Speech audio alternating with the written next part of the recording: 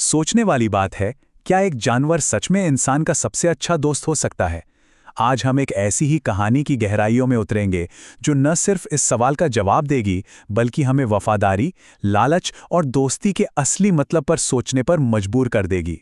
और यही सवाल, बिल्कुल यही सवाल इस कहानी की कह सकते हैं कि इसकी आत्मा है। तो चलिए देर किस बात की, शुरू करते हैं ये सफर और ढूंढते हैं इसका जवाब। तो कहानी शुरू होती है एक छोटे से प्यारे से गांव से। वहां रहता था हरिराम नाम का एक किसान। बड़ा ही भला आदमी था, दिल का एकदम साफ। लेकिन किस्मत ने उसका ज्यादा साथ नहीं दिया था। गरीबी में ही उसका जीवन बीत रहा था। एक दिन की बात है, हरिराम रोज की तरह जंगल में लकड़ियां काटने गया हुआ था और तभी उसकी नजर पड़ी एक जख्मी बंदर पर। बेचारा दर्द से तड़प रहा था, हिल भी नहीं पा रहा था।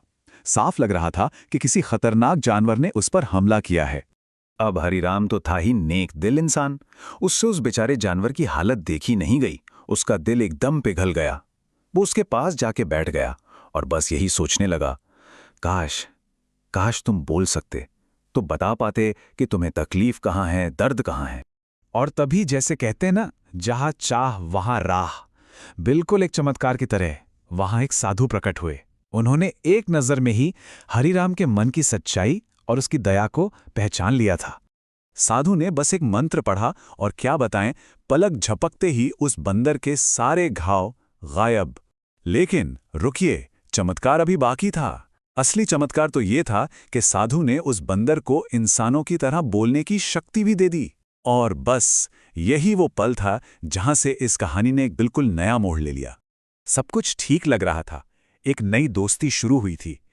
लेकिन जैसा होता है, किस्मत हमेशा सीधी चाल नहीं चलती। अब वक्त आ गया था इस अनोखी दोस्ती के इम्तिहान का, क्योंकि हरिराम के परिवार पर एक बहुत बड़ी मुसीबत आने वाली थी। हुआ ये कि हरिराम की पत्नी अर्चना एक गंभीर बीमारी से घिर गई।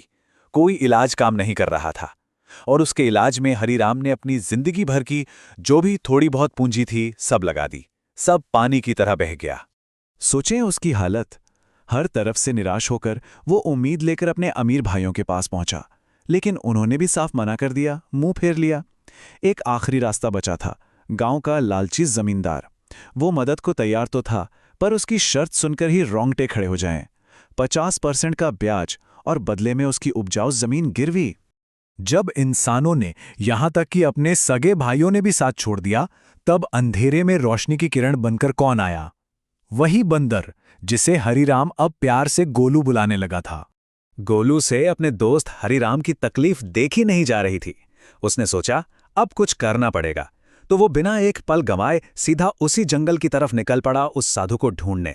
और जब वो लौटा तो क्या लौटा, वो खाली हाथ नहीं था। अर्चना के लिए वो लाया था एक जादुई जड़ी बूटी और खेत के लिए चमत्कारी बीज। पर साधु की इस मदद के साथ एक शर्त भी थी।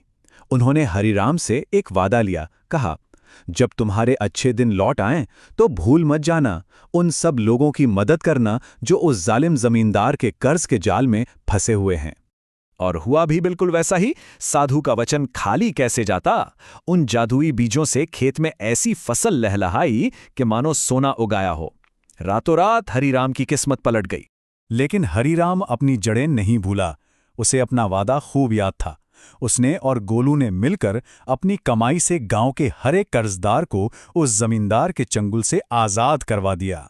पर इस नेकी का अंजाम क्या हुआ, ये सब देखकर जमींदार तो जैसे आग बबूला हो गया।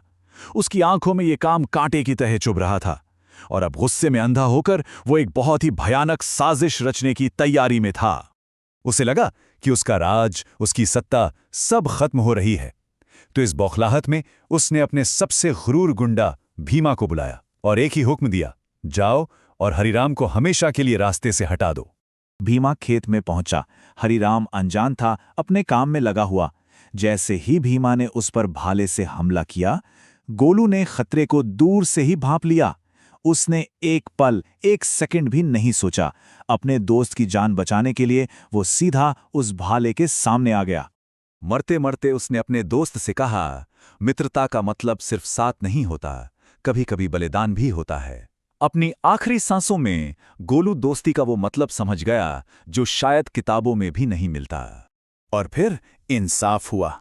वही साधु फिर से प्रकट हुए। उन्होंने देखा कि एक बेगुनाह की जान ले ली गई है। उनकी आंखों में क्रोध की ऐसी ज्वाला भड़की कि उस आग ने जालिम जमींदार और उसके गुंडे भीमा दोनों को जलाकर राख कर दिया। गोलू तो चला गया, लेकिन अपने पीछे वो एक ऐसी कहानी छोड़ गया, दोस्ती की एक ऐसी मिसाल कायम कर गया जो शायद सदियों तक हमें सिखाएगी कि सच्चा साथी होना क्या होता है। तो इस पूरी कहानी का सार क्या है, हमें इससे क्या सीख मिलती है?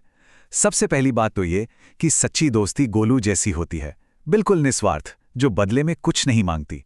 दूसरी, वफादारी का असली टेस्ट लफ्जों से नहीं, मुश्किल वक्त में किए गए कामों से होता है। और हां, जमींदार का अंजाम हमें साफ साफ दिखाता है कि लालच का रास्ता हमेशा बर्बादी की तरफ ही जाता है। हरिराम अपने दोस्त गोलू को भला कैसे भूल सकता था।